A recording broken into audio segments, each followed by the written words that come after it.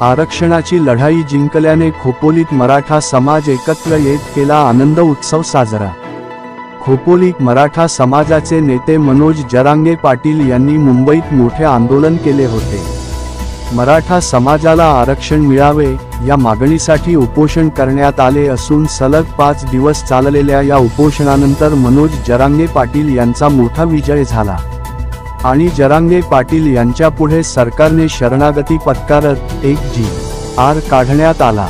यात राज्य सरकारने हैदराबाद गॅझेट लागू करण्याचा निर्णय घेतला असून हैदराबाद गॅझेटचा जी.आर. हाती पडताच मनोज जरांगे पाटील यांनी आपलं उपोषण मागे घेतल्याची घोषणा केली। याबाबत मराठा समाजाचा झालेला विजय म्हणून राज्यात ठिकठिकाणी जल्लोष सुरू असून रायगड जिल्ह्यातील खोपोली शहरात सुद्धा छत्रपती शिवाजी महाराजांच्या स्मारकासमोर मराठा समाज एकत्र येत आनंद उत्सव साजरा केला।